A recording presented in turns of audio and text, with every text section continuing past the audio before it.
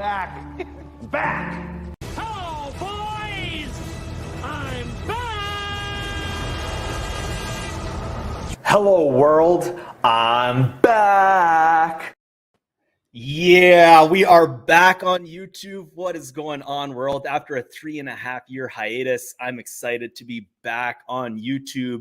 And if you guys are following along, I'm now conducting my first long-term experiment now that I'm back on YouTube, the Hormozi Experiment. So today I thought, hey, let's go live. It's day 5 of the Hormozi Experiment. And right now I'm actually eating meal 3. Here, this is 162 grams of carbs, 33 grams of fat, and 80 grams of protein. And if you guys are following along the Hormozi Experiment right now, every day for this 6 weeks, I have to be eating 800 grams of protein. So right now, I'm actually with this meal. This is my 3rd meal of the day. I am now at like 700 grams of carbs or something like that. And this is now day 5 of the Hormozi Experiment. So I've been going pretty hard for the last 5 days. If you guys have been watching some of the vlogs, they're in 3-day cycles. So I basically had a crazy 3-day cycle, then had a rest day yesterday, still had to eat 800 grams of carbs, but didn't have any workouts or anything. And then today is the next new 3-day cycle. And with this new 3-day cycle, if there's an AM workout and we're stepping up the bench press by 10 pounds and stepping up the leg press by 50 pounds. And every new 3-day cycle, we're going to be stepping it up about 5 to 10 pounds on bench press and stepping it up 50 pounds on the leg press. So today I did 7 sets of 25 reps of 600 pounds of leg press.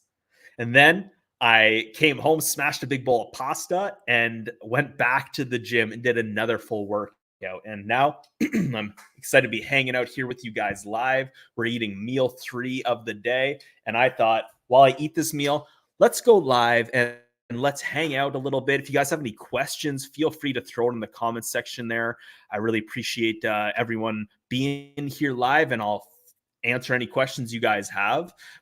Jared, I just saw your question come in. We'll get to it in just a sec here. 30-gram mushroom shrimp. Oh my gosh. That's a big dose. But yeah, feel free to ask me any questions you have. What we're going to do here today is I got sent this video from someone who follows me on Instagram. Greg Doucette made this about 9 days ago. I caught you, Alex Hormozi. And from my understanding, he dives into this experiment that I'm currently doing. So he dives into how Greg Doucette apparently caught Alex Hormozi in some way. Now, what I highlighted and broke down in one of my videos detailing this experiment is that Alex Hormozi did an interview, and he alleged that when he did this workout and this diet program that I'm now undertaking, that he was natural when he did it. And that's what allowed him to gain 35 pounds, or not 35 pounds. How Alex Hormozi gained 35 pounds in 6 weeks naturally. Now, one of the things that I discussed in this video, and I've even had a couple people comment that when he started this, and this is all allegedly from what he's saying, so we can only take it for so much, but allegedly he was detrained when he started this. So already, if you stop working out, if you're a regular consistent lifter and you're natural and you stop for 6 months, when you come back into the gym, you're going to get some great results when you come back. And you're probably going to gain several pounds just because your body, it's kind of reduced. It's not as, full with all the muscle groups. And then doing an experiment like this, where you eat 800 grams of carbs and do 2 workouts a day, that it led to this results where Alex Hormozi allegedly was able to gain 35 pounds in 6 weeks. Now, I did this experiment on myself back in November of 2022, and I only made it to day like 32 because I got really flu-like sick. But I gained 16 pounds. So I gained about half a pound each day up into that. And I took a quick scan through this video with Greg Doucette here, and we're going to watch this live and we're going to react to it live. But I don't believe, he says, I caught you. But when I did a quick scan through, nothing was like he caught him. Now, I do have to start off, I guess, this whole live stream that I do have a bias. I've been following Alex Hormozi for a long time, and I believe he's legit. I believe he's truthful and honest. But, you know, I think a lot of people thought like Liver King was truthful and honest in the beginning. I could read right through that. I could tell like no one can get that kind of results naturally. So I already knew right off the bat that like if he's lying about that, or, you know, he must be lying about other things, or you can't trust him in other regards. So that doesn't really make him a great human experiment. But I believe Alex, from what I have seen, who knows, it could come out like Liver King that he ends up telling everyone he was a lie. He's been a government plant or some stuff and or whatever, right? But oh, I've been recording this for the vlog, so I'm going to stop this here. But slide this out of the way. But I believe that Alex Hormozi is coming from an honest and open and transparent place. Now, when I take a look at Greg Doucette, I do believe he's coming from an open, transparent place and a good place, but he's very clickbaity. Like he says things in his titles that are very, very clickbait. Statistics are that I caught you, Alex Hormozi, and statistics are that you don't think that latest videos in general too, they're super clickbaity. Like he's crazier than last time, Connor Murphy, this is bad, Sadiq. You know, to me, Greg Doucette comes off YouTube channel and he leads his content in a very clickbaity way. Now it gets results, it gets views. So I guess that's part of the good thing with it. But in general, I don't like, if I were to say off the bat, like I haven't watched too much of Greg's stuff.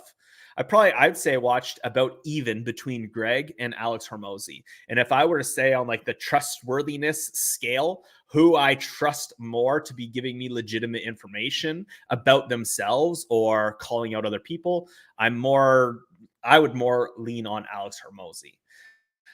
So I do have a bias here when we're hopping into this video. I'm going to react to this video here, and just keep that in mind, is that I'm not a big fan of Greg. Just don't really like his attitude, his demeanor, the way he makes and creates his content. But we're going to check this video out. We're going to see what he has to say here against Alex Hormozi. Apparently he caught him, but I don't know if there's any evidence here. So I'm going to play the video. Actually, we'll just get to one question here real quick. So Jared says, more mushrooms, 30-gram mushroom trip. Not today, sir. I have experimented with them over the last 3.5 years, not too extensively, to be honest, just here and there.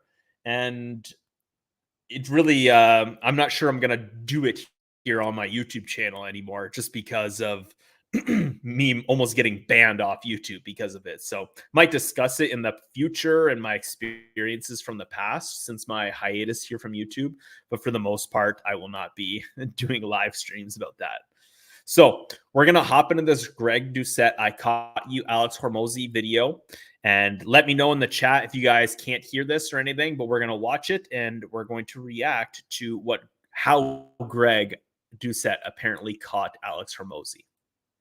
Alex Hormozi. If somebody made a post and said, hey guys, I put on 35 pounds in 6 weeks, what would you all think? 35 pounds in 6 weeks. During this transformation, in 6 weeks, I'm going to repeat that, 6 weeks, he put on 35 pounds.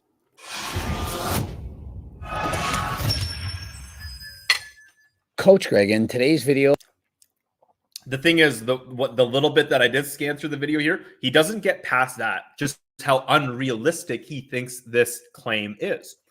But if you guys go read the scientific study that I broke down in a previous video about going high carb, there's a reason behind doing this experiment and doing high carb. So if this is just his claim that it's 6 weeks. Well, I guess we'll see, because again, I did it for 32 days and I gained 16 pounds. Are you going to deny and tell me that I didn't do that? And here we're going to document myself doing this experiment on myself. We're day 5 into the Alex Hormozi 35 pounds gained video or experiment. We're 5 days into this 42-day experiment, and we're going to see how much I can gain. And a little spoiler here, guys, I weighed myself today, and I'm featuring it on my vlog that's coming out for day 5. But I'm like 192 pounds right now. When I started, like before I started this, I was 182 pounds. So in 5 days, I've already gained 10 pounds. Now, I was regularly doing intermittent fasting. So I was regularly weighing myself when I was fasted or didn't have so much food in my system. I think a big reason I didn't just gain 10 pounds of fat. I believe a bunch of that is like water weight. And right now, like carbing up like crazy. Like I'm carbed up to the gills right now. And I just got back to the gym. So I believe like I'm full of water, I'm full of carbs, and I'm just like full of food. Like I weighed myself this morning and I was 195. And then I took a shit and I was 192. And then like I could barely get through my mini wheats before I had to take another shit. And then before I left to the gym for my AM workout, I took a third. So it's like my body is just so full of food compared to when it's naturally not. So again, if Alex Hormozi was detrained before he started this, so if I were to stop working out for 6 months and then take this on, I bet I'd get even better results and like be able to boast that the number was higher. But right now, already I'm on day 5 and I could say that I'm 10 pounds. I've already gained 10 pounds naturally. So it's all like how you look at it and stuff. But let's see if Greg here actually has a claim behind this about how he caught Alex Hormozi. We have a question here. Do you scale the carbs based on your own weight and height? I think you could. I'm trying to take this on exactly how Alex Hormozi did it. I think if you're shorter, you're not as tall, like you're not as big as well too, then yeah, you probably might not want to go like in Alex's article, he says like maybe go 600 grams of carbs. But I want to see if this is legit. If he did 800 grams of carbs, and even though I'm like a couple inches shorter than him, I'm going to eat 800 grams of carbs because I'm going to show like I believe that this is legit. Like, again, I've gained 10 pounds in 5 days already, Greg. What do you got to say about that, bro? But let's keep watching here. So as much as I hate having to do this, I'm calling out Alex Hormozi. In his latest post on Instagram, he said, guess which of these photos that I'm not natural in? And his answer, none. I'm natural in all of them. The only problem is he didn't fact check. And so I've watched a number of his videos and he's getting his facts mixed up. But what really hits home and is the reason I believe he's a retroactive fake. He didn't fact check? He didn't fact check himself? Like he doesn't know his own self? Okay, Greg, let's see what your evidence is. Natty, is what he said about his transformation in 2015. Now remember, in this latest post, he says, I was natural to 2018. At that point, I started to take RHRT. And so let's begin with the post on Instagram. Let's look at his amazing transformation. Him at 15, this is elite genetics. He looks incredible. The guy has amazing genetics. And so when I started this investigation, I thought, I'm going to make a video and I'm going to show that he's in fact natural, that he's being 100% honest, but that he most likely had body dysmorphia. Today, you charge as fast as you move. I got to get ad blocker on here. I've always been against ad blocks just because I'm a YouTuber. That's how I get some ad revenue, right? I feel against it if I were to, not help other creators. So Greg, you just made a few pennies off me, bro. Mimi says, so you high carb now? This Hormozi stuff is all new to me. Yep. So the last 5 days now, I've been not just high carb, but really high carb, eating 800 grams of carbs a day and working out 2 times a day, 6 days a week. If you're interested in learning more, go check it out. I made some videos about it. I released the first day and the second day vlog. Today is day 5, and this is my 3rd meal of the day. I'm basically eating the same stuff every single day. And right here alone, this is 162 grams of carbs. Earlier today, I ate a gigantic bowl of pasta, which is like 300 to 350 grams of carbs. And in the morning, I had a gigantic bowl of mini wheats. So you can go check all this stuff out in the recent vlogs I did, as well as like I broke down Alex Hormozi's full article there. So we're going to see what he says here. So I think what he's getting to here is that in the article that came out was in 2019. I guess we'll see here. And that in this Instagram post, he said August-ish is when he went on TRT. Everything post 2018 August-ish is when I went on TRT. All these pics are before then. So let's see what Greg has to say. HRT. And so let's begin with the post on Instagram. Let's look at his amazing transformation. Him at 15, Yeah, Alex definitely has amazing genetics, that's for sure. This is elite genetics. He looks incredible. The guy has amazing genetics. And so when I started this investigation, I thought, I'm going to make a video and I'm going to show that he's in fact natural, that he's being 100% honest, but that he most likely had body dysmorphia. He's saying he's natural in all of these photos. These are pics of me through the ages at different training cycles, goals, weights, ages. There's a lot. I take 75 milligrams a week of testosterone replacement therapy now, been 6 years now, and I don't do a lot because I don't want my heart to hypertrophy. Why dudes on gear die early. In the 4 times I got tested before, my highest was 270 nanograms per deciliter. That's the highest he'd ever had while being 100% natural. But look at those old photos. Does that look like a guy that needs testosterone? So I went on and I gained more muscle. My test stays around 600-ish now, but I trained for a very long time natural, 14 years. Set a few state records, still natural, and got pretty strong. For those who wonder why I went on, I always wanted to try it like every natty person, and getting my low score gave me moral permission to go on. That's how I felt, at least. And so I was going to say, hey, most likely he just has body dysmorphia. I mean, after all, let's examine his photos. When you look like this, do you need to take HRT? Do you need to change your diet, your training? Do you need to change anything? And remember, this was not something he did once. Let's scroll through the photos. Does that look healthy to you? Many of you are thinking, yes, that's the epitome of health. When you're at 6 or 7% body fat and he's not even competing in a bodybuilding competition, why would he do that? Why would he push himself to this extent? And when he looked like this, guess what? He ate no fat and no carbs, only protein. Does anyone think that's healthy? And so why would you do that? Why would you be on an only protein diet? Well, I'll tell you why. Perhaps you have body dysmorphia. You feel fat. You don't feel worthy. You're trying to change your physique into something that it wasn't meant to be. There's no way you can convince me that this is a physique you should try to aspire to look like year round. I always hated people who claim natty who weren't. And I want to be clear, I don't claim natty. I was for 14 years, then went on TRT. And as soon as I got on, I did more. And so what he's saying is he started on HRT, but then he did a lot more. To me, what that means is he did a small-ish cycle. He wasn't only on HRT. And if you look at that massive photo, the guy's looking like a Sasquatch. He kind of reminds me of Santana Anderson and IFBB Pro from my local area. He looks massive. And so you can't convince me that this was just... It does look massive, that's for sure. Got another question here. Is the specific exercise selection important or just the volume itself? Excuse me. I believe for this experiment, like, again, I'm trying to copy Alex Hormozi as much as possible to see if I can get similar. Like, if I can get 20 pounds gained naturally in 6 weeks, again, I think a lot of it's going to be from fat, but I can already feel and I can tell, like, I'm just going to put on some decent muscle as well too. How much is that? I don't know. But if I can say, oh, I gained 20 or 25 pounds in these 6 weeks, I think there's something legitimate about this really high carb diet. And again, I don't recommend this for other people to do. And I said, this is crazy. Like, this is not like what a sane person does.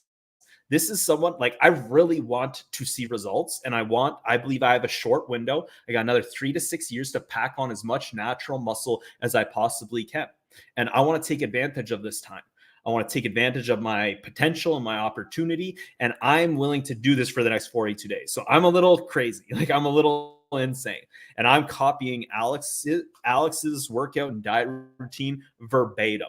Now, do you need to do that if you were to attempt this? No, I think you could do whatever you would want to. And as long as you're putting in a lot of volume and a lot of work, you would see great results.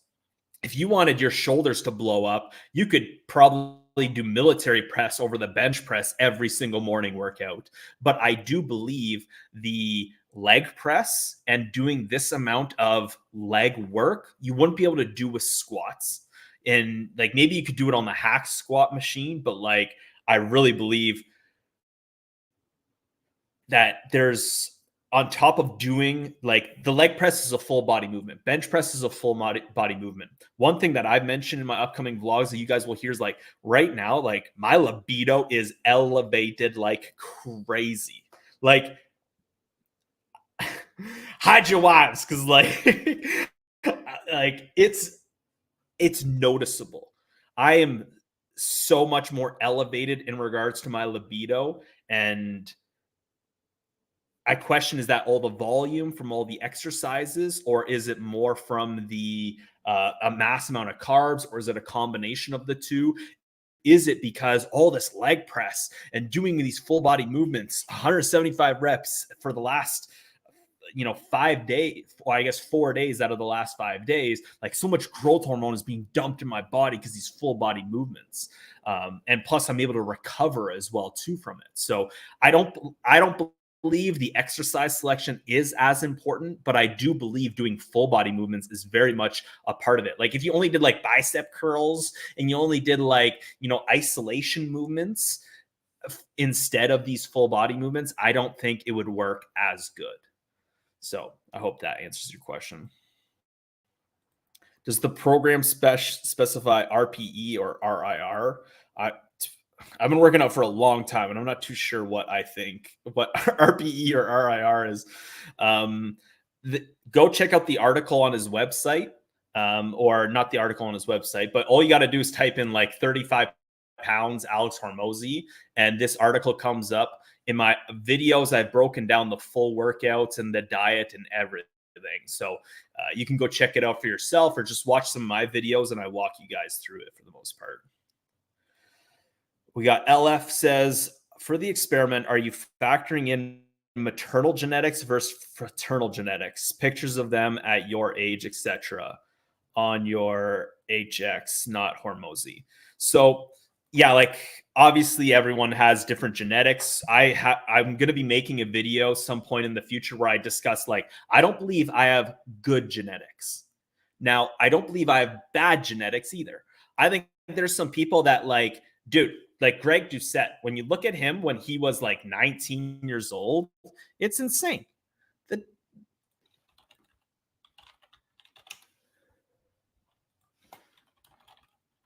I think it's 19 years old.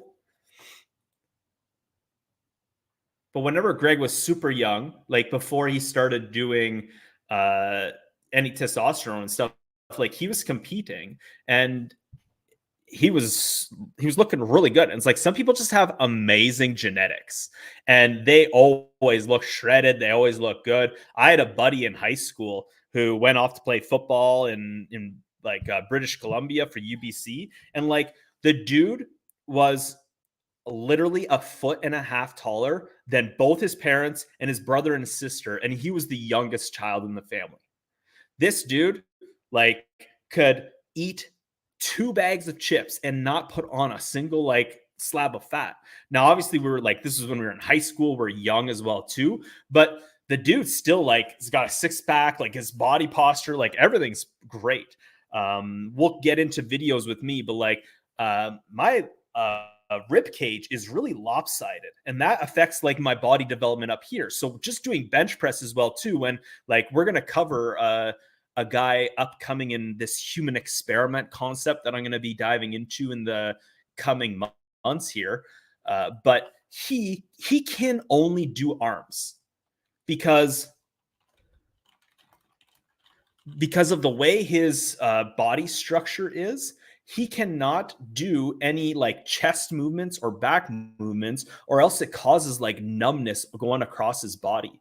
So he can only work arms. And that's just some stuff that like you have to consider, right? Like, not all of us have great body development, and we're not as asymmetrical, and some people are just born with it. So for the most part though, like, back to your question here, LF, I guess, for the experiment, are you factoring maternal genetics versus fraternal genetics, pictures of them at your age, etc.?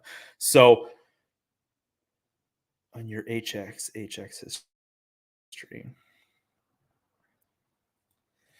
But yeah, for the most part, like I'll be showing pictures from when I was younger. I've shared them across my Instagram and YouTube channel here in the past, but I could definitely try to find some pictures. Mimi says low carb feels so good though. I guess cycling high, low is fine, but 800 grams for a long time, it's going to get you fat after a while. Yeah. So the big question here is like, what are your goals and your priorities?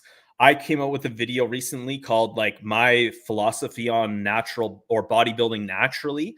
And like my priority, I have no intention ever of standing on a stage in a thong or in boxers next to a whole bunch of other dudes oiled up just for the sake of like 5 people standing down there to like compare me to other people. Like, one, I just don't care. I just don't. And then 2, it's like, I know because of my body development, like I wouldn't do well. I just don't have an aesthetic physique because I don't believe I have good genetics. So someone who's just has better genetics than me is going to win out. I just want to put on as much muscle as I can naturally every time I'm stepping in the gym. And when I'm outside of the gym, I want to enjoy my life to the fullest. Right now, for me, I'm 34 years old. Like, I want to be as productive as possible. I have my own business. I really enjoy what we do. And I want to be as productive as I possibly can be. So for me, I want to make sure I can get the most out of my life and the things that I'm passionate about. But when I step in the gym, that I'm primed to put on as much muscle as I can, because that's my favorite type of like physical activity. And I really enjoy it. So that's just like my perspective on it. And I believe, you said here, like low carb feels so good for you. Well, what are your goals? Is your goals to put on as much muscle as you possibly can naturally? Or is it to enjoy like your life and stuff, right? Because I have those 2 combinations, right? I want to put on as much muscle as I possibly can, and I want to enjoy my lifestyle. There's a lot of other things that I sacrifice. And for the most part, I'm typically low carb. I'm typically doing intermittent fasting and fasting for 18 to 20 hours a day, working out at the gym fasted. It's just, I'm very interested to see, and I already ran this experiment on myself in 2022, that Alex Hormozi experiment here that I'm on day 5 of right now on my YouTube channel. But I believe that this is like a hack. It's like a cheat to put on a lot of muscle naturally. But like it's not really a cheat or a hack, because you have to eat all the food and you have to put in all the work. So it's not easy. So we got another question here. Is each set taken a failure? So again, I don't want to dive too much into the actual workout. Go check out some of the other videos here on my YouTube channel. I broke it all down for you. Go check out the article. You can look into it. Check out some of the vlogs. I break down and explain everything here. But I want us to focus on kind of like Greg Doucette's video and covering other types of questions that might come in here. No doubt you look and feel better before your Hormozi bulk, but it's definitely an interesting experiment. Wish you luck and enjoy it either way. Thanks, Mimi. But yeah, as I mentioned there too, like my libido is elevated right now. And I think there's something to be said about that. Like if you are lean and you do want to like I believe this is like, Greek philosopher type stuff. Like they used to just hang out, work out, wrestle, and discuss philosophy and stuff. Like if you could, if your whole lifestyle was built around being able to put on muscle, and like that's what my life is. Like my business is 100% virtual for the most part. I have a social media agency. About every 3 months, we have to shoot new content with my clients. So I go visit them. It's about 2 to 3 hour drive, depending on where they are at. We shoot all the content and then we take care of uploading and scheduling it. So besides certain meetings I have with my team or with my clients and having to go video shoot with them, I can build my life around what I want to do. And again, right now I want to put on as much muscle as I possibly can. I'm 34 years old. I believe I have 3 to 6 more years here until my natural growth hormone levels just start to decrease naturally, because around our 3rd to 4th decade of life as men, this is what happens. But anyways, let's continue on here. I still don't see, we're 3 minutes, almost 4 minutes into this video, and I do not see how Greg Doucette is catching Alex Hormozi, but let's see. Low dose HRT. It was perhaps high dose HRT, but I'm calling it a small cycle. Then after the first 4 months, went down to 75 milligrams a week and stayed there since. And so what I believe happened is he went on HRT, but instead of doing just HRT, he went on a full-blown cycle. I'm not going to say, I can't speculate. I'm not Derek. I can't say exactly how many milligrams I think he did. But what I do believe is I don't think it was just HRT. Look at the muscle he put on. And many of you are saying, yeah, but I like Alex. He wouldn't do that. Well, think of this. If you have body dysmorphia and you really care about being shredded, so much so that you're trying to get single-digit body fat, perhaps year-round, you're dieting to get shredded, you're only eating protein, do you not think it's likely that you might have taken, I don't know, a SARM, a peptide, MK677, something? And clearly he has elite level genetics. I don't care what you say, what you think. He, I believe, is only on 75 milligrams a week right now. But what I'm arguing is the timeline. Let's now examine 2015. 3 years before he took HRT. And so perhaps he got to his natural genetic limit and wanted to experiment. He wanted to do a small cycle. Many people have wanted this. And so he ended up going on HRT. But looking at that physique, does it look like he needed it? Now, when he was on the video with Derek from More Plates for More Dates, everything should have been 100% aligned. And my testosterone at that point, and that was after bulking, overfeeding, sleeping 10 hours, like everything I possibly could, it was 270. Now, remember this, is it possible that he got tested while he was at an extremely low level of body fat, that he was on a crash diet, perhaps only eating protein, that would lower his testosterone levels? Of course it is. If you have low levels of testosterone, perhaps you're not eating enough, you're not taking in enough nutrition, you can, of course, get G-test. It may, in fact, help. But aside from that, you have to eat more. It's not healthy to maintain a body fat level that's too low for your own health. And that was after bulking. This is why part of the reason I don't like Greg either is like, he's always just trying to sell his shit. He's always selling his cookbook or selling something at you. And I don't know, it's just like, it's cringy. Overfeeding, sleeping 10 hours, like everything I possibly could, it was 270. And so did you hear that? And so remember, you might have been thinking, yeah, but he was on a diet. He was only eating protein. He was ripped. This was after bulking. After eating as much as he could possibly put into his body, his testosterone levels were only 270. And so he needed it, right? Trevor, when I told him about this, he was like, oh, you don't have low testosterone. You're just incredibly receptive to testosterone, so you don't need much. He's like, these ranges are completely arbitrary. Fast forward to 2019, I did my blood levels again, and they tested it, and I was like 74. It was super low. And so in 2019, they tested his blood work again. His testosterone levels were 74. 74, double-digit testosterone levels in 2019. And so his range of testosterone, his entire life essentially, was between 74 and 270. Yet, have we looked at his physique?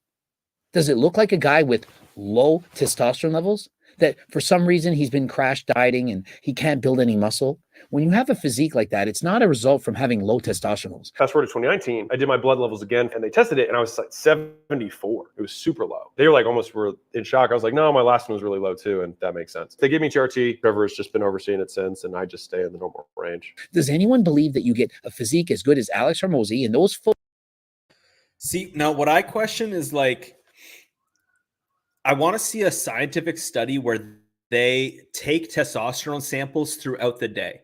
Like every hour would be awesome. But I did way back, like 2017 or something, I did these growth hormone experiments on my body because I wanted to see what my natural growth hormone levels were. And my growth hormone levels were really high.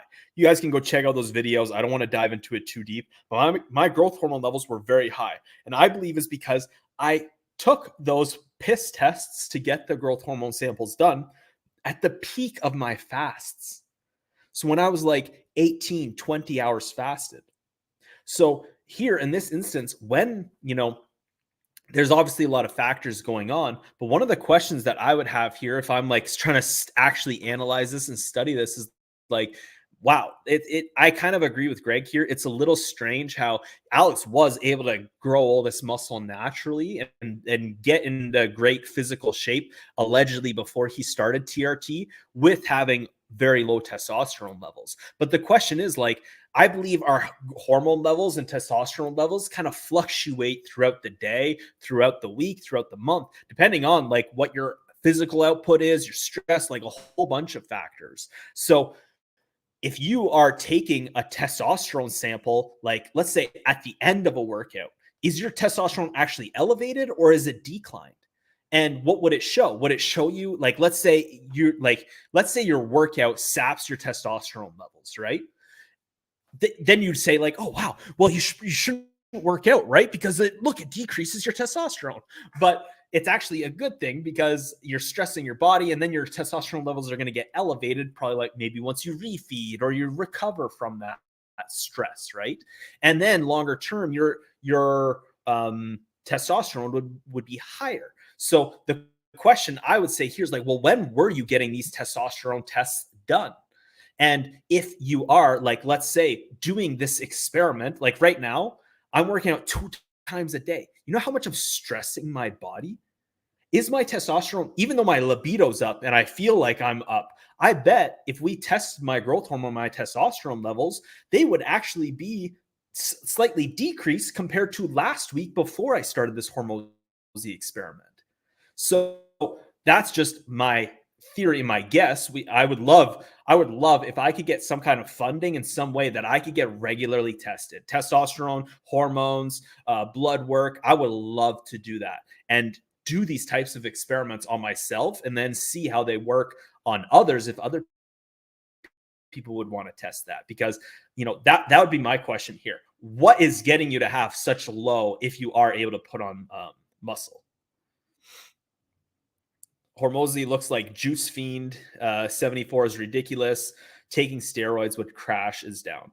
Yeah, so like he definitely is taking testosterone and he has admitted it, right? Like after 2018, he has been on the juice. But if you look at like the article here, again, this was from 2015. And here, he doesn't look anything like he's on steroids or anything, right? And I think that's the whole subject of this video. I caught you, Alex Hormozi, is that he was on juice during this experiment. And maybe, and again, allegedly, Alex says no, but that's what we're going to test here on myself and my body and see, can I get similar results to this? And what's going to happen in that process, right?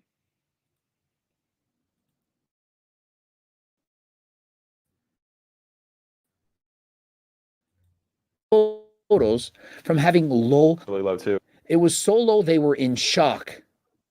Why do you think that is? Well, they're looking at his physique. They're saying 200 plus pounds of muscle. Guy looks incredible. How could it be possible that you have low levels of testosterone and look like that? And you know what the doctors may have been thinking, or what I would have been thinking?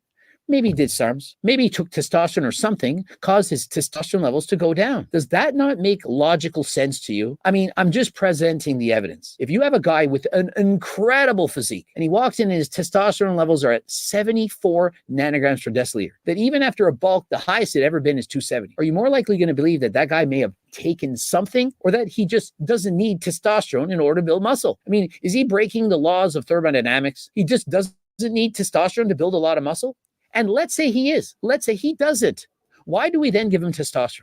If you can look that amazing, feel amazing, look amazing, why are doctors prescribing you testosterone? Well, aside from the fact that they're going to make money from him, aside from the fact that perhaps he had body dysmorphia, which would be why he would be dieting to this extent, why would he want to take testosterone? He's saying all naturals want to do a cycle. I don't think that's true at all. I think that he did because he perhaps did not feel big enough. Is he the kind of guy that goes to the gym with a pump sweater, gets a pump on, then can remove the sweater? Does he in fact feel big enough, good enough, manly enough? Yeah, who's bigger? Am I bigger? Am I bigger? Where? I don't know.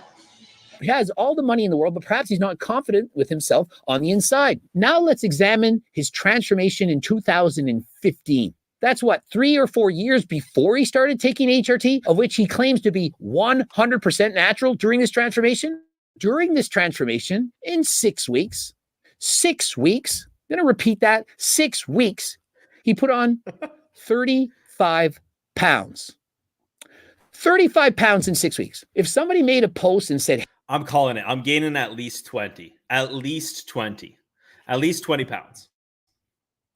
hey guys, I put on 35 pounds in 6 weeks, what would you all think? 35 pounds in 6 weeks. I tell people I put on 4 pounds in a month, and people think, no way, you're lying, Coach Greg.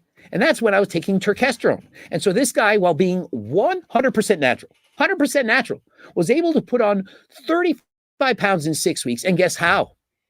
Training 3 hours a day and going on a bulk.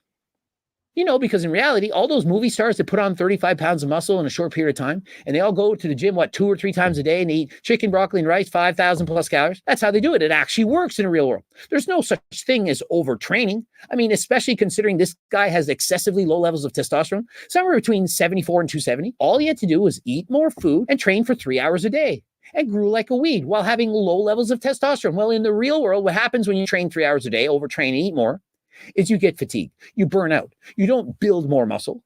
The science is clear. There's something known as progressive overload, training harder than last time, and overtraining is in fact a real thing. Because if you see that... Well, let's see, Greg, because I'm day 5 into this, bro, and like I do not feel like I'm overtraining. I feel like if I really wanted to, I could add more exercises onto this. Last time I did this with someone I was working with here at my company, and we added a few extra exercises because he didn't have some stuff that we wanted to do in it. So if you're eating enough, I believe this is not true. I don't believe what Greg's saying here. And I would have agreed with him before. But the question is, Greg, have you ever tried it? Now you're older now, and I believe you're actually cycling off of taking TRT. I haven't really studied Greg too much, but from my understanding, like he's been on it for like a decade or so. And one of the things that actually kind of turned me off from Greg too is like when the pandemic happened, he on his social media, he was kind of like, maybe I'm exaggerating a little bit, but he was crying because he couldn't get his TRT because of the pandemic and all the craziness that was going on.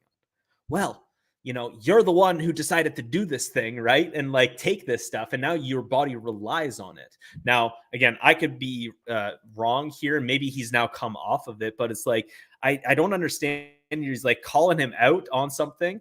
Now, again, if Alex Hormozi is lying about everything he said, then that's disingenuous, and he will lose a lot of credibility in my book. But I still don't see what Greg is calling out here. Oh, is it not possible to put on that? Well, Greg, I know it might be too late for you because, like, as I said, once you're past your 40s, I don't think you can put on as much muscle naturally as you can. And it's because your natural growth hormone levels are going to decrease drastically. And we covered this in another video. But I'm doing it. Let's see what happens, Greg. Like, I'm able to work out now. This is day 5. I'm doing this workout routine where I'm working 2 times a day. And I did this in the past for 32 days. And as long as I don't get sick again, and I don't believe I got sick because of this diet, I got sick because I attended an event. And at the event, there was we had hundreds of people at this event, and a bunch of people got sick after. And I believe you are overstressing your body. I don't believe you're overtraining. I believe you're stressing your body and you're weakening your immune system, so you're more susceptible to possibly catching something. Azam says here, Testy. Testy, are you rich now? No, God, no. Not as rich as probably Greg is with all his sponsorship and all his stuff he's selling, his cookbook and everything. That message, you read that post, you're going to think, well, all I need to do to put on a lot of muscle is to eat more food and train as many hours as humanly possible. Alex Hormozi gained 35 pounds in 6 weeks naturally. Here's how. August 14, 2015.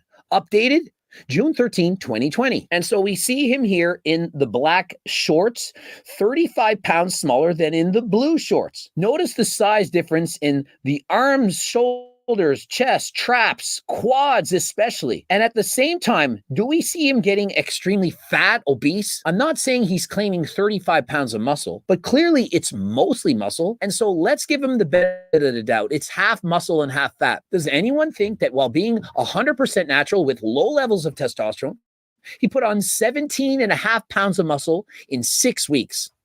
Raise your hand if you believe that. Raise your hand if you believe that to be true. There are not a lot of hands out there. And so I'm sorry, I'm just telling you that. I don't disagree with that. And as he said there too, I believe a lot of the weight that I'm going to gain is because of is mainly going to be fat. But if you can accelerate the amount of muscle you can put on as a natural, and you're serious about putting on natural muscle, and this is something feasible to do with your lifestyle, why wouldn't you want to, if it's possible to do? Greg is just denying this. He's just denying that this workout program and this routine can actually work, because he's basically saying, I caught you because there's no way this could possibly be done. Well, again, we're going to test this experiment out and see what happens. The news, I have my suit on. I'm trying to be professional.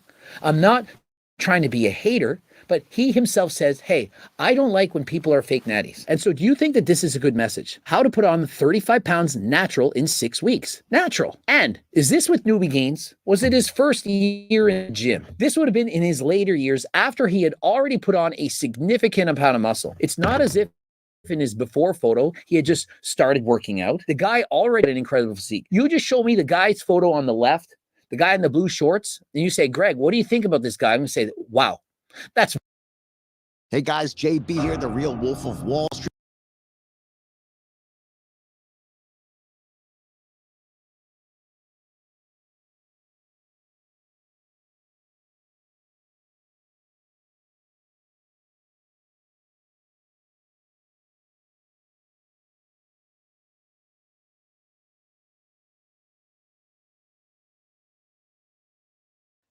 Oh, sorry, I realized I was mute there. Sorry, guys. Well, we're going to dive right back into the video here.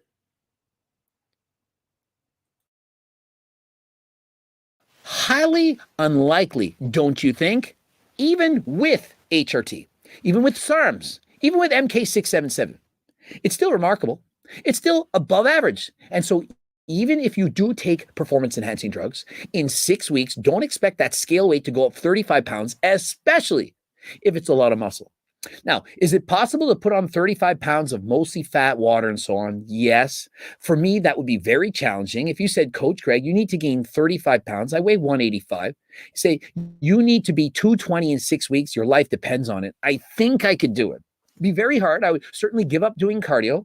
I would certainly give up eating healthy. I'd be eating as many calories as humanly possible. And maybe I could do it. Maybe. Do you think I could gain 17 and a half of those pounds as muscle, though? Nope. If my life depended on it, and I went on test, trend, growth hormone, everything, I don't think I could make this change. I don't think I could put on that much muscle in 6 weeks. And I'm only on HRT right now, 140 milligrams a week. Remember, I have muscle memory. I was once that size years ago. And so for me, probably easier than most people. I have very good genetics. And so what Alex Hormozi wants us to believe is that in 6 weeks, he was able to dramatically transform his physique to put on 35 pounds, all while having low levels of testosterone. I mean, even with high level. All right, Greg, we're halfway into this video yet, but this is just things that you're claiming and believe in. Where have you caught him? What are you catching him with, man? Levels of testosterone, even with growth hormone and so on. It's still a very difficult challenge, but while being natural, I don't think he did it. Gaining 35 pounds naturally takes quite a while. Unless, it takes a long time. For most people, probably 10 years or so, unless you're willing to eat 800 grams of carbs and train for 3 hours daily. And so why not skip out on 5 to 10 years of training and just eat a lot of carbs and train for 3 hours a day? That's what Alex Hormozi did. And so are we to believe this? He's not saying that. He's not saying skip out on training. He's saying like this is a way to get more and to take it to another level. Again, like this is why I find Greg so disingenuous. Like everything he does is clickbait, and this is just a big clickbait. We just take this at face value. Alex Hormozi decided to try it out for himself, and the results are astounding. When you hear things like results being astounding and natural in the same sentence, you should be highly suspicious. Your spidey senses should be tingling. I don't know, but let's read on. Maybe I'm just a genetic freak. Well, it's possible, but if he was such a genetic freak, why would he put on all that muscle leading up to this? It's not like he hadn't been training hard for 5 or 10 years. Wouldn't he have already put on a bunch of muscle if he in fact had amazing genetics and was a genetic freak? I really think that to be true. Think of it. If you have amazing genetics and you've been training for a long time, you're already training hard, don't you think that you would have gotten those gains? Or do you really believe that when somebody just says, no, I just added in and trained 3-4 hours a day, I ate on a bulk, that suddenly allowed me to gain all that muscle? Overtraining, never heard of it. Essentially, everything we did flies in the face of common practice. And so what he's saying is, forget the science, forget overtraining. That doesn't exist. We did everything the opposite of what we're supposed to do, and that's why we got these amazing results. We trained the same lifts with incredibly high volume almost every day of the week, and we forced our bodies to deal with it. I mean, for the average reader, they're thinking, oh, that makes sense. I'm just going to train bench press 10 sets a day. I'm going to do it 6 days a week, and I'll grow 3 times as fast if I only did bench press twice a week. The reality is it doesn't work like that. You can't just increase your gains by training more. If that was true, everyone in the Mr. Olympia would be training 3 or 4 hours a day. or why not 10 hours a day? Don't you think that Derek Lunsford, Chris Bumstead, or Sam Sulik, all these guys would be doing 50 sets every single day of every body part if they thought they could grow muscle 10 times faster? Here is how the 6-week program is set up. 3 days on, 1 day off for 42. Well, maybe this is where it works different for naturals compared to people who are enhanced and who are taking these drugs. Maybe. I guess we'll see. Days of training cycle. Estimated training duration, 3 hours. And so is it really that hard? It was a 3-on, 1-off program. The only thing that's hard about it was how long the workout lasted. And total, it seems to be about 40 sets per workout. And seeing as it took 3 hours to do, it means he rested about 4 minutes between each set. And so really, it was just a very long workout with probably double the volume that he needed while resting a very long time between sets. Does anyone actually think that that's going to result in 35 pounds of growth in only 6 weeks? I mean, could we not split the difference? Could we not just train harder than last time, progressive overload? Or should we believe Alex Hormozi and just say, forget the science, forget the Mike Zertels of the world, forget what Jim Nippard said, forget what anyone has ever said. Coach Greg, Jeff Cavalier, they don't know anything. What you need to do is train like all the movie stars of the world. You know, the guys who play superheroes, guys like the Wolverine and so on, they just train 2 days, chicken, broccoli, and rice, they eat a lot of food, and they train for 4 hours a day. If you follow those guys' advice, that's the way to build muscle. In comparison, why would you train like Mike Zertel or Coach Greg? Why would you believe that progressive overload is the way to build muscle? There's a shortcut. There's a faster way. 35 pounds, Coach Greg is saying that takes 5 to 10 years for most people. I don't got that time, but I do in fact have 6 weeks. And on the different days, shocker, he has an AM workout and a PM workout. You got to go to the gym twice a day. And that's how he put on all this muscle while being natural. Let's say he was natural. Let's say it's just somehow he's the biggest freak in the world and he does it with low levels of testosterone. Let's give him the complete benefit of the doubt. Why would he then need HRT 3-4 years later? If he can put on 35 pounds in 6 weeks, why doesn't he just keep doing that program? Why not just keep going on? Why not just keep training the same way? If you put on 35 pounds in 6 weeks, you certainly can put on another 35 pounds in 6 years. Think of it. Is it that much to ask? You put on 35 pounds in a month and a half. Are you not going to be able to keep going, keep gaining more? Again, I just don't understand what you're talking about here, Greg. Why wouldn't you want to if you can? And you're denying someone who, again, if Alex is lying and you saying you caught him, where's this evidence that you caught him? Put it out there. If you caught him and he's definitely lying, but if not, then why wouldn't you want to try this? Why wouldn't you want someone who is in the prime and wants to put on more muscle want to try it? You're just saying like this is my big problem with a lot of these influencers out there and a lot of these people in the health and fitness space. Oh, you're not doing it the way I'm doing it, so everywhere else is just wrong, and you should be doing it my way because my way's better. It's like, what if there is another way? And some people have hacked it and some people have figured it out. And for people who are in their 20s to mid 30s, if they want to stay natural and they don't want to go on drugs and they don't want to take steroids and risk their future life and their longevity, they can do something like this where, yes, it's not easy. It is hard, Greg. This is going to be hard. Yes, it's going to be hard. I know it's going to be hard. It's like, this is the point, is that this is not easy and it's not for everyone. But if it's possible and there can be results, and we have a few examples of people who did it, why wouldn't we want to see this replicated? Why wouldn't we want to see other people try it? You're just saying, well, it's not good. It's not good to do. Da, da, da, da, da. Like, I don't understand. This is just a waste of 22 minutes. Like, he doesn't really claim anything. He just squawks at the camera the whole time. Jesus. Let's continue on. More muscle for years to come, but yet he didn't. Why is that? Is it possible? Maybe there's a small kindness that he took something for that 6-week challenge, and then perhaps he stopped taking that something, and then the muscles kind of went down, and then when you take something, it goes back up, and then when you stop, it goes back down, and so you cycle up and down. Just like when he first started taking testosterone. Remember, he said he's going on HRT, but then he got huge. He got jacked. He looked like my friend Santana Anderson, an IFBB pro, same beard, same everything. But you want to believe it's natural because it's more fun to believe the impossible, that you can gain 35 pounds. So you just eat a bunch of whole eggs, that you don't need insulin, you don't need testosterone. But if you just believe in it and train hard, you can build your dream physique. Coach Greg, he says halfway there. I don't like that. I don't like him having realistic expectations, realistic goals, realistic standards, not comparing yourself to other people. I don't like that message. I just want to be jacked. And so just to hammer home the statistics so that you don't think that I'm lying, he writes himself. His starting weight was 202, his end weight was 237. That's 35 pounds. 35. His starting body fat percentage was 15.8. His end 18. So he only went up 2.2% body fat. The total muscle that he put on during the 6 weeks, I've worked it out, I've done the math, 22.6 pounds. 22.6. He doesn't say anything about taking testosterone, doesn't say he took any SARMs, PEDs of any sort. He's saying he did it 100% natural without even the benefits of HRT. A picture is worth 1,000 words. As you can see, these are pretty crazy before and after pictures. Ones that will be touted as steroid-induced, photoshopped, or any other mechanism that internet trolls want to suggest. But it was real. I was natty and it was awesome. I gained back most of the weight I lost and then some. Most won't believe me, and I'm sure many will say no one can recover from all this volume naturally. But it's obvious that you can, so you need to change your mindset about what you think is possible. I'm also not saying that this is sustainable. I'm just saying it worked for the brief 6-week stint. I went from one 60-minute workout per week to 6 workouts a week for 3 hours a day, basically overnight. Now listen, I'm just giving you my opinion. Maybe it's right, maybe it's wrong. I don't know. I'm just telling you what I think. But I believe that I have a million people. I don't know if there's anyone that's going to get this kind of results in 6 weeks training the way he did. It goes against all conventional wisdom. He admits it. He's saying, yeah, throw that out the window. Overtraining, it's made up.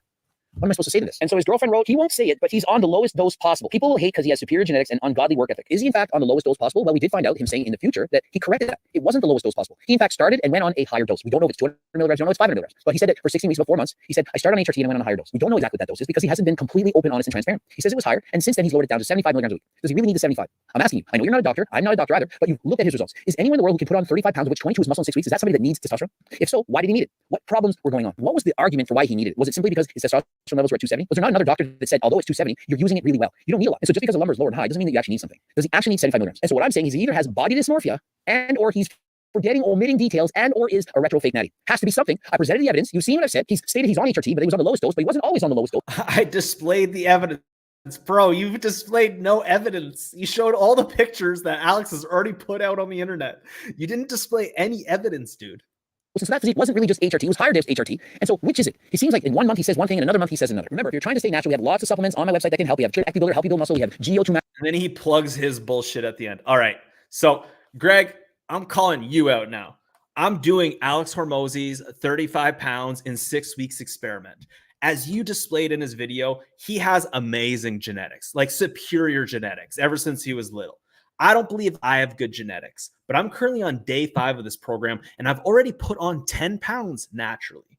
And I'm going to be I'm going to be attempting to do this for the full 6 weeks, for the full 42 days. I did this experiment on myself back in November of 2022, and I gained in 32 days, I gained 16 pounds.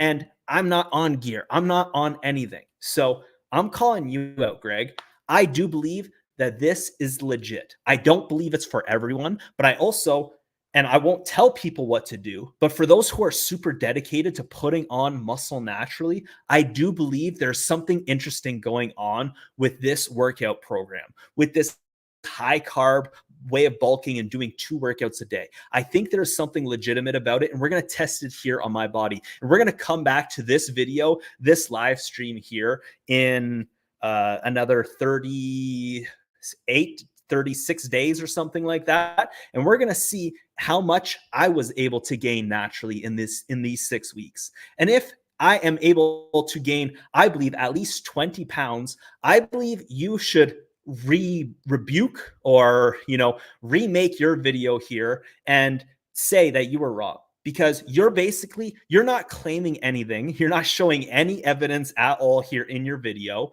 And you're just claiming that you don't believe what he did was legitimate. And if Alex is lying and everything that he alleges is incorrect and he forgot, or he is just deliberately being disingenuous, he will lose a lot of credibility with me. And I believe with a lot of people out there in the world. And for myself, my reputation, my credibility, I don't want to lose that. And I personally don't believe he wants to lose that as well. So if he is lying, and he did use HRT or some kind of testosterone to gain these 35 pounds, then that is definitely disingenuous. But I believe that this is legitimate. He has superior genetics. He was detrained allegedly before he started this, and he had great results prior to that. So it's quite clear why I believe Alex was able to gain such great results. And if I'm able to put on 20 pounds of muscle when I've been going to the gym regularly before this, and then I'm stepping this up to another level, or I guess not 20 pounds of muscle, but if I'm able to gain 20 pounds at least in these 6 weeks, I believe you need to take down this video or make a remake to it or something like that, because I don't believe what you did here is fair, and you're just solely leaning into the clickbait. But thank you guys so much for watching this. This was a great little deep dive here. We're not going to watch the last Improve cardio. Remember, has NMNs. These are amazing. He's obviously just plugging his supplements and going to throw up a couple other videos to go watch. But again, Greg, this video, you didn't catch Alex Hormozi at all. Nothing that Alex has claimed you disproved in any type of a way. You're just sharing your opinions, your beliefs, that you don't believe this experiment, this bulking program can work. So we're going to move on from here, and we're going to move on to something a little bit different. And in our last live stream, what we did is we covered this article here. New study. A very large protein intake of 100 grams after exercise results in a larger and longer 12-hour anabolic response than a low protein intake, 25 grams. This challenges the previous ideas that you can only utilize up to 40 grams of protein in a meal. Now, I believe this is huge because I started doing intermittent fasting in like 2011, 2012.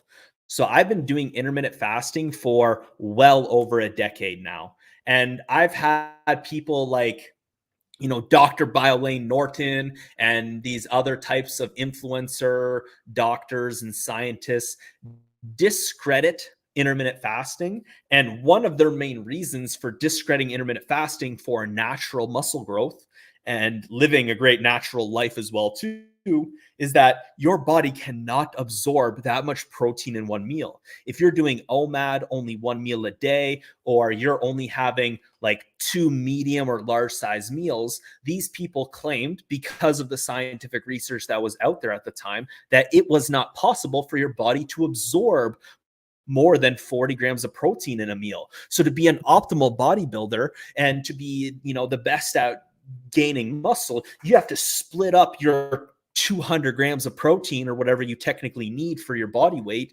throughout multiple meals throughout the day for protein synthesis, muscle protein synthesis, and all that type of crap. Now, once I started intermittent fasting and I started noticing the fat stripping off my body and myself gaining muscle very easily, I was like, what is going on here? This doesn't make sense according to the science that is out there. And back in that time, 2011, 2012, there was not much social media videos about intermittent fasting. The Hodge twins were kind of talking about it and they were doing it. And there was like 1 or 2 other people out there in the fitness space talking about intermittent fasting. But growing up as a kid, like I've been a fitness and physique fanatic, and the idea of fasting was crazy. No one ever talked about that stuff. They're like, oh, your muscles are going to go into Kabbalicism or catabolism or whatever. They're going to start eating themselves. And every bodybuilder or every person who goes to the gym freaks out when they hear that. So right when they're done their workout, they run to the locker room and they get their protein shaker and slam down protein right away because they want to take optimal window of muscle protein synthesis. And once I started doing intermittent fasting, I was like, yo, this seems ridiculous. This concept of like only being able to absorb this much. And now, well, this was, I believe, like 6 months or so ago, December 2023, this scientific study that we're going to take a quick look at here, the anabolic responses to protein ingestion during recovery from exercise has no upper limit in magnitude and duration in vivo in humans. And I want to take a quick little look through it because, to be honest, besides just looking at this graphic and this study and seeing, I looked into what other people were saying about it. I haven't really delved into the study myself. And I think there's so many people out there in the world who do this. They see a quick little thing and then they discuss it as if it's fact. So last time we dived into the study that is about the Hormozi experiment. If you go high carb, go really high. And I think that was a great little video that we did there together. So today we're going to take a look at this scientific study and see, is this actually legit? How legit is this study? How many people did they test this on? Is this a very small sample group?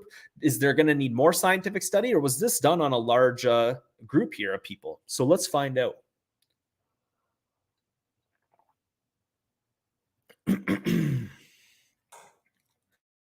So here is the scientific study here. If you're ever looking up scientific studies, basically just look up the title of it on Google and it will come up here. As you can see, the full study is not here. So you got to click on like DOI, and sometimes it's actually locked. So I believe there's this thing called Sci-Hub. I'm not sure if this had to get retaken, but there's this thing called Sci-Hub out there in the world. And they have to keep making new links to it because it keeps getting pulled down. But what a lot of these publishers are doing is they're locking up scientific study. You got to like register for $50 or be part of a monthly payment plan to look at one scientific study. And this website there allows you to get it for free. It just unlocks it for you, basically. Thank you, Sci-Hub. But luckily, this scientific study was not locked. So we're going to dive into this here. We're going to take a quick look at it. We're not going to look through the full study because, as you can see, it is quite long here. But I wanted to get at least a high-level understanding of what went on with this study. Again, how many people was it studied on? What was the length and duration of this study that led to this conclusion that you can technically absorb a very large protein intake, 100 grams after exercise, and it can result in a large larger and longer 12-hour anabolic response compared to a low protein intake. So let's go back up to highlights here. So highlights, post, and guys, I'm not a scientist or anything. There's going to be a lot of words I do not understand, but I do believe it as an average person out there in the world. It's looking into scientific studies is really not that hard. You're going to learn a lot as well too. I'm going to scan through this one and show you how I kind of quickly look at things to get an understanding high level, and then I dive a little deeper into it. But let's take a look here. So postprandial protein anabolism remains elevated during prolonged hyperaminoacidemia. Protein ingestion has a negligible impact on whole body amino acid oxidation. Muscle protein autophagy is not modulated by protein ingestion. Exogenous amino acids are the main precursors in postprandial protein accretion. Summary: the belief that the anabolic response to feeding during post-exercise recovery is transient and has an upper limit, and that excess amino acids are being oxidized lacks scientific proof. Using a comprehensive quadruple isotope tracer feeding infusion approach, goddamn, that just sounds sexy, eh? Using a comprehensive quadruple isotope tracer feeding infusion approach, we show that the ingestion of 100 grams of protein results in a greater and more prolonged anabolic response when compared to the ingestion of 25 grams of protein. We demonstrate a dose-response increase in dietary protein-derived plasma amino acid availability and subsequent incorporation into muscle protein. Ingestion of a large bolus of protein further increases whole body protein net balance. Mixed muscle myofibrillar, muscle connective, and plasma protein synthesis rates.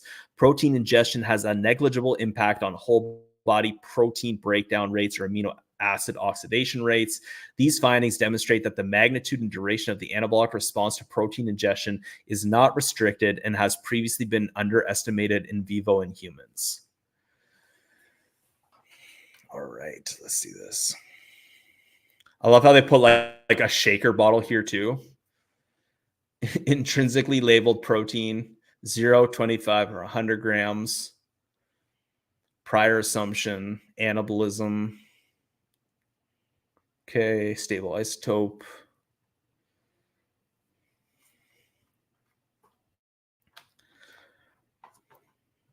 Introduction. Skeletal muscle tissue is a constant state of turnover. Okay, so here, this is what I tend to do. Like, I want to go jump to the results to see what were the results of it, and then I go figure out what the study was like based upon. So to test our hypothesis, we produce intrinsically labeled milk protein, which was subsequently applied in a randomized controlled trial in human participants. Subjects were randomized to receive 25 grams of protein, 100 grams, or a placebo, 0, following a single bout of resistance type exercise. Already a single bout of resistance type exercise. Stable isotope amino acid infusions were applied, and blood and muscle tissue samples were collected over time to assess the time course of postprandial protein handling. See Figure 1A for schematics of the study design. A detailed description of the methods applied is presented in the STAR methods. Okay, production of intrinsically labeled milk protein, human metabolic trials, schematics of study design of plasma amino acids of protein ingestion. Okay. Production of tailored intrinsically labeled protein to avoid destabilizing, sustained hyperochromia following the ingestion of a large amount of protein. Okay. The plasma amino acid response following protein ingestion is often used as a proxy for protein digestion, amino acid absorption, and overall protein bioavailability. Furthermore, increases in circulating amino acid concentrations represent major determinants of the muscle and whole body protein synthetic response to feeding. We applied frequent blood sampling to assess the time course of the plasma amino acid response to protein feeding. We observed elevated plasma alanine concentrations immediately following exercise and before protein consumption, indicating that the resistance type exercise bout elicited an acute stress response. Protein ingestion rapidly increased plasma amino acid concentrations in a dose-dependent manner. Plasma amino acid concentrations were higher during the first 5 hours following ingestion of 25 grams of protein when compared to the control condition. So plasma amino acid concentrations were higher during the first 5 hours following 25 grams of protein. Ingestion of 100 grams of protein resulted in a greater rise in circulating plasma amino acid concentrations, which remained higher throughout the entire 12-hour postprandial period. In line with this, the postprandial increase in plasma was greater and more prolonged following ingestion of 100 compared to 25. So figure 1J.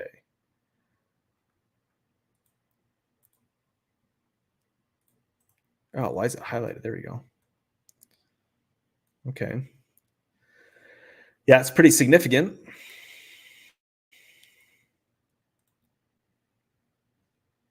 How do I get out of this now? Oh, we got to go back. Okay, enrichments. So showed a dose response deviation from the steady in line with our calculations. Plasma enrichments were approximately 8 MPE before protein ingestion remained completely stable throughout the postprandial period, regardless of the amount of ingested protein. Okay, our data demonstrate that the magnitude and duration of the plasma amino acid response increases with a greater dose of ingested protein. Furthermore, a combination of stable isotope infusion and ingestion of specifically tailored intrinsically labeled protein is required to maintain postprandial plasma tracer steady state conditions following the ingestion of a single bolus of protein. Dose-dependent whole body protein metabolism. Okay. Expansion of the tissue. Muscle-free enrichment. Okay. The assessment of a whole body protein metabolism assumes that amino acids taken. Okay. However,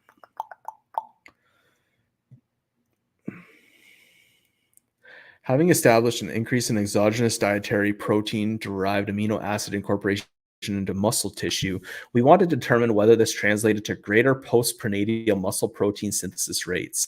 We assessed the muscle protein synthetic response in multiple protein fractions with 2 different amino acid tracers over 4-hour intervals during the 12-hour postprandial period. Myofibrillar protein synthesis rates over the entire 12-hour postprandial period using the plasma pool were the predefined primary outcome. As frequent plasma sampling, okay. In agreement with our hypothesis, we observed a clear dose-dependent pattern in muscle protein synthesis rates when assessed over the 12-hour postprandial. Okay, here's some of the results here. So in line with this, myofibrillar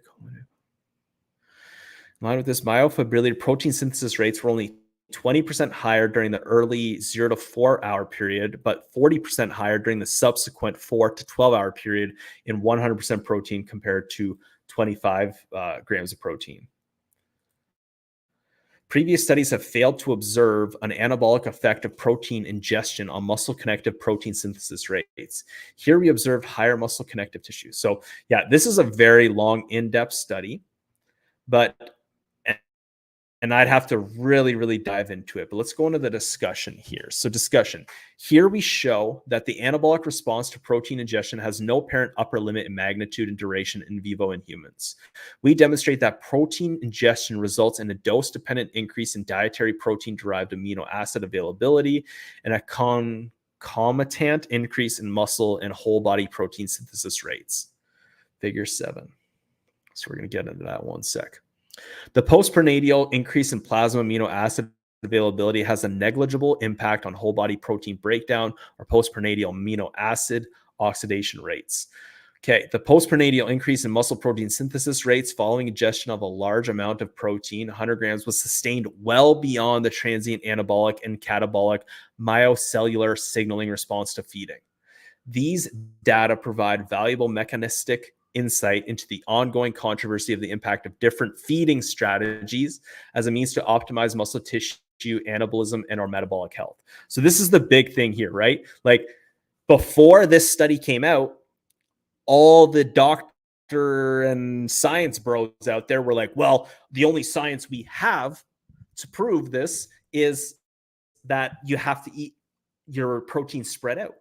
But it doesn't mean that a study is being worked on or a study isn't coming that's going to challenge that study. And I feel like there's a lot of people out there, like we just watched with Greg Doucette. He's so like, I know he's trying to make a clickbait video there, but he's so set on his perspective that he doesn't see that, like, he's making a big, bold claim. I caught you lying about taking steroids during this experiment, but he has no actual evidence. And that's what I believe a lot of people, like, they have a tiny piece of evidence, a tiny piece of a scientific study that they're linking to this overall theory on how to put on muscle and gain muscle. And the one thing that's challenging that is another piece of scientific study that's going to contradict it. And here, this scientific study, again, I haven't delved fully into it, but is challenging that concept and that idea that, you know, ongoing controversy, the different impact of different feeding strategies, whole different feeding strategies. I don't think we've even pushed intermittent fasting to the test in regards to muscle growth and doing a ton of scientific studies on it. There's studies coming out now about it, but there's still so much that could be done on these subjects. Just because we haven't explored that area of the universe or that part of the ocean yet doesn't mean we haven't found something yet, right? There's so much science still to come. So we're going to take a look at this here quick. So protein ingestion, exogenous rate of appearance up, plasma glucose, okay, gut plasma. What are we looking at here? Net protein balance, mixed muscle protein synthesis. Okay, what was it saying here? We demonstrate that protein ingestion results in a dose-dependent increase in dietary protein-derived amino acid availability and an increase in muscle and whole body protein synthesis rates. Okay. It's generally believed that the ingestion of 20 grams of protein maximizes postprandial muscle protein synthesis rates at rest and during recovery from exercise in healthy young adults. However, the clinical evidence for this is based on dose-response studies with a small range of protein intakes and a relative short assessment periods. Here, we comprehensively assess the time course of postprandial protein handling by applying a quadruple isotope tracer feeding infusion approach in vivo in humans. So cool. To investigate potential upper limits and or sustained elevation of postprandial protein metabolism, we provided the proposed optimal amount, 25 grams, and the largest amount of protein that we consider feasible to consume in a single meal, 100 grams of protein. I've beat that before. And elevated and evaluated postprandial protein handling throughout a prolonged 12-hour assessment period. We observed higher plasma, muscle, and whole body protein synthesis rates following the ingestion of 100 grams of protein when compared to 25 grams of protein and placebo, respectively. Boom. The greater metabolic responses were present during the early postprandial phase, 0 to 4 hours, but were even more pronounced during the prolonged between 4 to 12 hours. These data support our hypothesis that even very large amounts of dietary protein are effectively utilized to support postprandial tissue anabolism, but require a more prolonged period for complete protein digestion and amino acid absorption to become available for incorporation into tissues. So if this study is 100% legit and 100% correct, all the bodybuilding bros who were saying you need to split up your protein meals were wrong.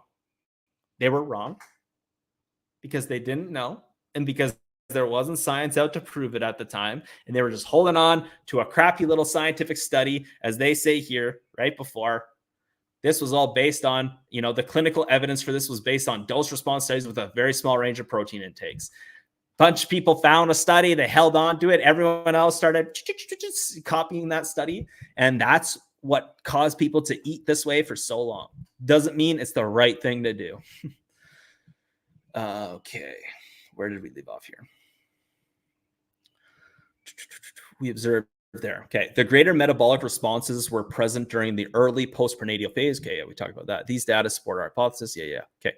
It has been proposed that when dietary protein is consumed beyond the rate by which it can be utilized for protein synthesis, the excess amino acids will be directed toward oxidation. Our data do not provide any evidence for an upper limit to the whole body protein synthetic response. Boom. That was another thing all the gym bros and all the influencer doctors out there would say is that it's not just true that your muscles can only take like 40 grams of protein, but there's too much protein that you can take. There's a limit. So you got to eat 200 grams of protein a day, but you got to split that out throughout the day. How many of those people were sponsored? How many of those people had like protein companies that they worked for and were sponsored by that touted that information? Our data do not provide any evidence for an upper limit to the whole body protein synthetic response. So intermittent fasting, eating 2 meals with large protein is not a problem according to this study. In fact, postprandial amino oxidation rates were negligible when expressed relative to the increase in whole body protein synthesis rates. Therefore, we reassessed the amino acid oxidation rates reported in previous dose response studies by expressing them relative to protein intake.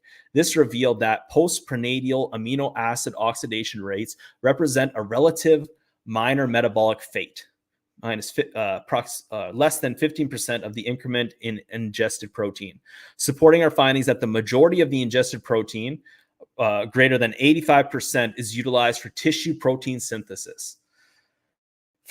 Again, this is going against everything that Jim Bro said in the past.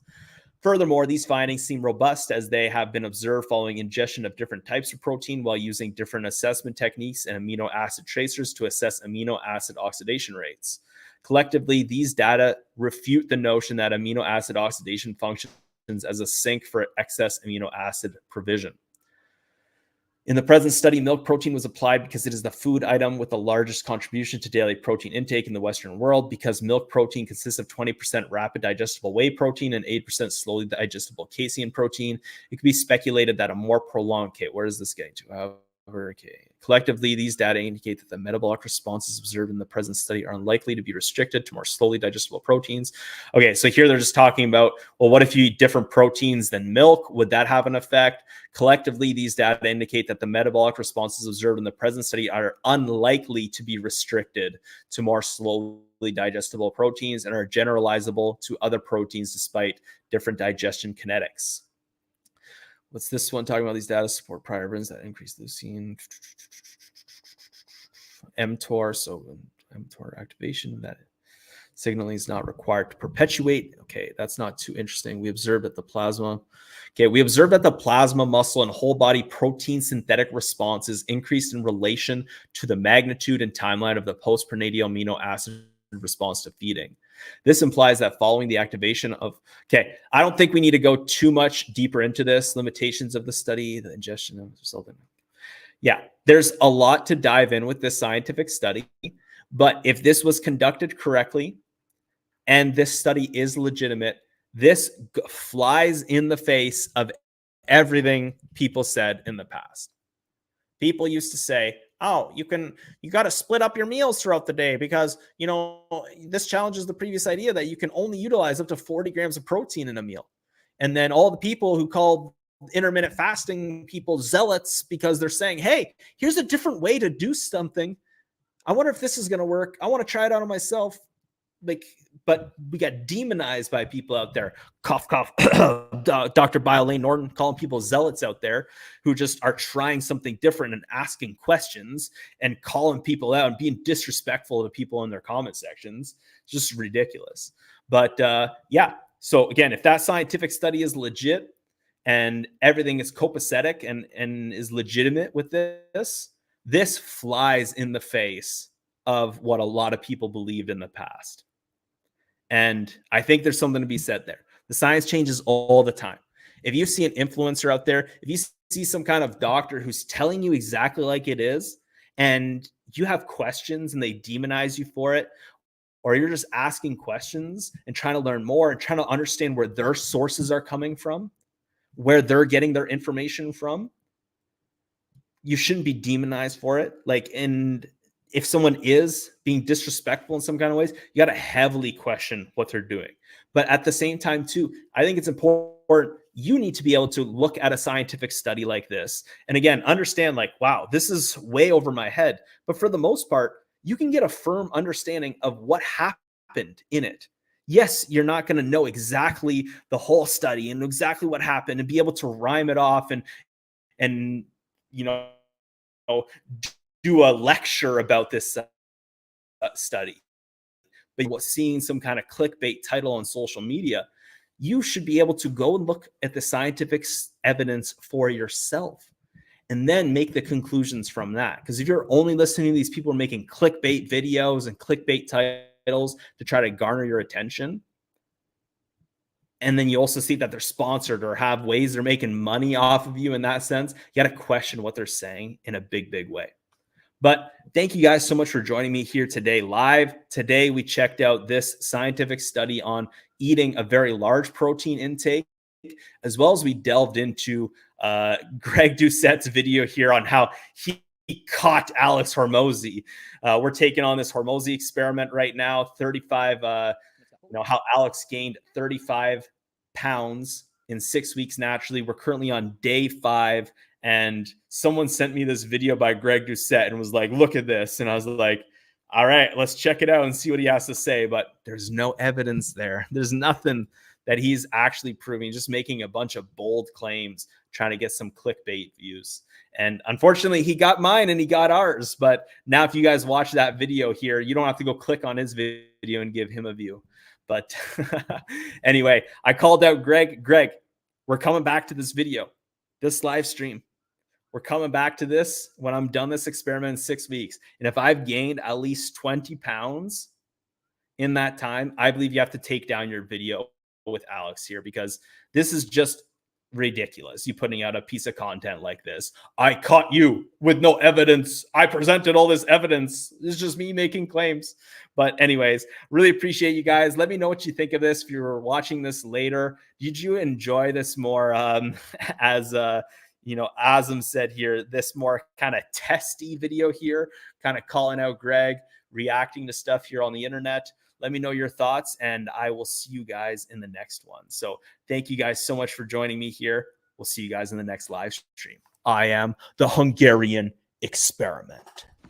He's back! He's back! He's back! He's back! He's back! He's back! Dude, he's back! He's back! He's back. He's back. He's back. I'm back, baby. I'm back. Back. Hello, boys! I'm back! Hello, world.